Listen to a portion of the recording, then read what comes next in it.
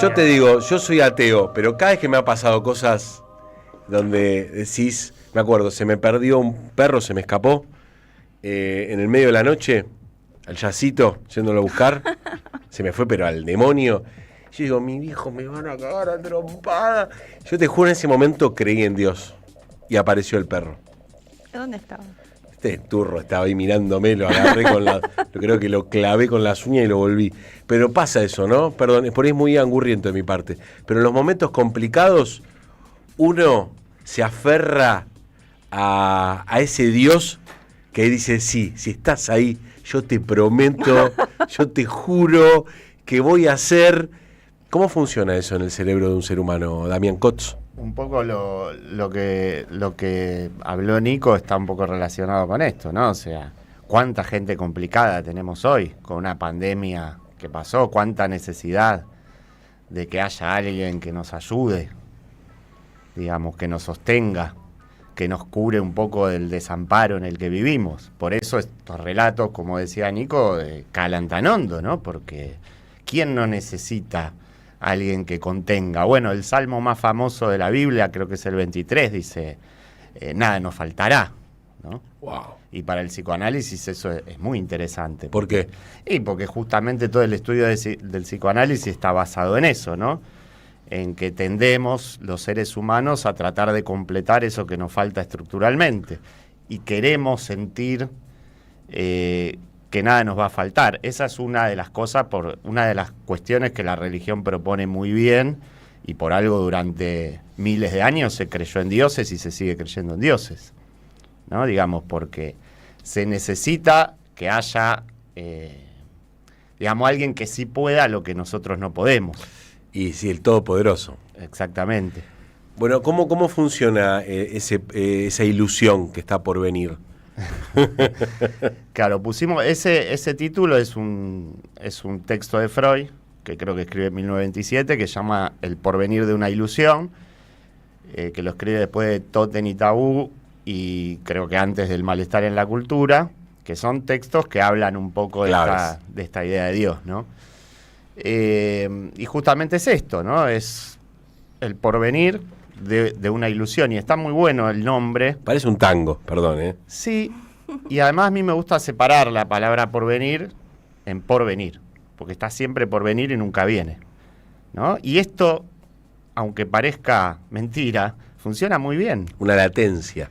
Fíjense lo que pasa un poco con lo que hablamos siempre, ¿no? De cómo nos relacionamos con la tecnología, de cómo delegamos incluso creencias en el algoritmo y vamos navegando y haciendo cosas que nos indica, podríamos decir, esta especie de Dios actual que tenemos, ¿no?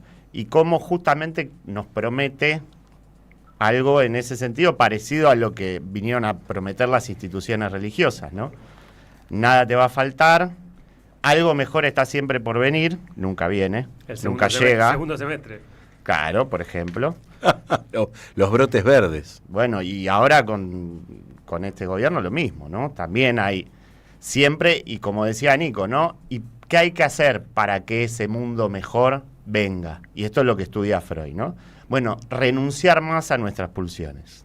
¿Cómo es ¿no? eso? Cuanto más renuncies, cuanto más sacrifiques, mayor va a ser lo que te espera, por ejemplo, no sé, después de la muerte, después de los primeros 2 años de gobierno, después del arreglo con el FMI, ¿no? Siempre hay algo mejor que te va a estar esperando.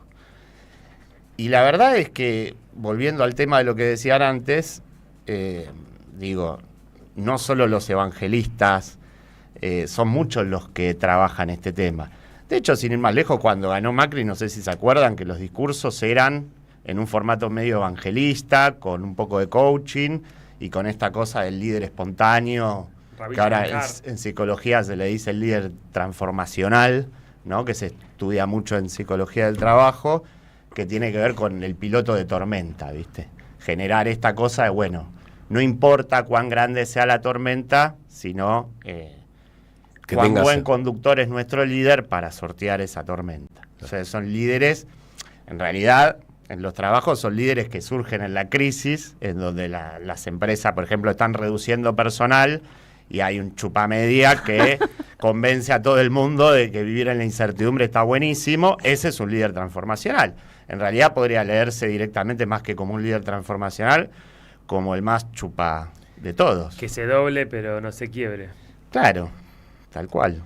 Pero bueno, volviendo al tema de la religión, sí, yo creo que, digamos que la religión ha cumplido una función y sigue cumpliendo una función como cultura, ¿no? Porque justamente, digo, ¿cuáles eran las tres cosas, las tres renuncias pulsionales más grandes del ser humano en la historia, ¿no? El incesto, el canibalismo y el deseo de matar. Son las tres cosas que dieron lugar, o sea, las tres renuncias que se necesitaron para poder vivir en una sociedad, con todos sus excesos, ¿no? Pero digamos, ¿por qué no, digamos, renunciamos a esas cuestiones? Bueno, porque de esa manera hay una cultura, por ejemplo, un Estado, incluso hasta puede ser un Estado violento, que por lo menos garantiza, ¿no?, que si alguno se manda a la cagada, la va a pagar, ¿no? Ahora, ¿qué pasa si todo esto, digamos, por ejemplo, un Estado como el que podríamos empezar a ver desde la virtualidad, donde el tema de la ley, del Dios, está tan desdibujado? Bueno, hay que ver qué pasa, ¿no? Porque si no se castiga nada, también es probable que todas esas pulsiones se dejen de sacrificar y, digo, esto, digamos, está muy bien ser rebelde todo, pero de alguna manera hay que tener algo en que creer para que la cosa avance.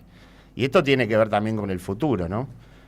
Y en este sentido, bueno, más allá de que aparezcan estas figuras que prometen un futuro, yo qué sé, de la narrativa y bla, bla, hay un tema que tiene que ver hoy, por lo menos en el Dios vigente, ¿no?, que es un problema, porque la promesa es todo se puede, ¿no? Vos podés todo a través de el contacto con la tecnología. Justamente la ilusión que se vende es ese. Pero ya no es poder todo mañana, cuando te mueras, en el cielo, ¿no? Es poder todo ahora. Ahora y ya. Pero hay una frustración muy fuerte porque no se puede todo ahora ya. Hay una frustración muy fuerte que nunca sucede porque hay una ilusión que siempre se sostiene. Claro, que mañana podés empezar de vuelta. Totalmente. Terrible, es una prisión. Este es el problema, ¿no? ¿Hasta qué punto podemos criticar al pensamiento pasivo de aquel que delegaba en Dios su responsabilidad, delegaba en Dios las acciones, sus deseos, porque Dios se iba a ocupar Claro, de darle lo que necesitaba, de hacer justicia, de darle una vida, digamos, donde nada le va a faltar, ¿no?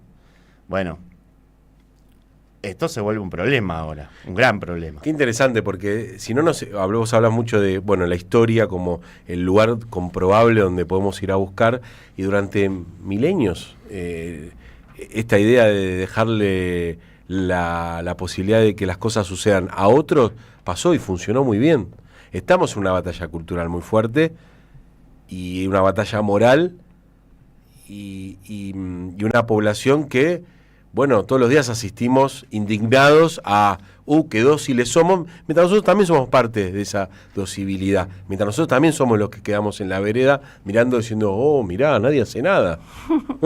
Bueno, es que por eso mismo, ¿no? De eso se trata un poco. El problema es cuando toda esa situación se tiene que resolver desde la autosuficiencia. Y ahí, digamos, la pasividad frente al Todopoderoso, no sé si es mucho peor que la pasividad, ¿no?, frente a un Todopoderoso que por lo menos tiene, digamos, podés relacionarte con otra gente y compartir una creencia y discutirla y ser protestante, por ejemplo. No sé cuán avanzado está el protestantismo frente al Dios de la tecnología, frente al Dios del mercado, y yo diría incluso también frente al Dios de la ciencia dogmática, ¿no? Porque, se suponía que la ciencia no venía a revelar nada, ¿no? Venía solo a no sé, o no venía a vender ninguna ilusión.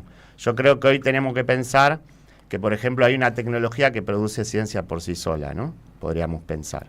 Hoy una inteligencia artificial puede llegar a ser capaz de producir ciencia. ¿No? Entonces, ¿hasta qué punto la ciencia es hoy el Dios, ¿no?, que corrió al Dios de la religión? creo que ya estamos ante un nuevo Dios. Entonces hay que tener cuidado también con eso, ¿no? Porque, digo, por ahí, hablando de ciencia y hablando de que la ciencia nos va a hacer madurar como seres humanos y vamos a dejar de necesitar un todopoderoso que decida por nosotros, que tome las decisiones por nosotros y que asuma las responsabilidades que nosotros no podemos asumir, ojo, porque ya hoy por hoy la ciencia es muy parecida a ese Dios medieval. Qué difícil que me la pusieron. Bueno, que la religión política, el mundo está todo muerto y hay un nuevo Dios. ¿Cómo salimos de esto? ¿Alguien va a traer la solución? Tirá. Por favor. Estamos al horno. Tenemos que ir a China. En China están en otra. Están en otra.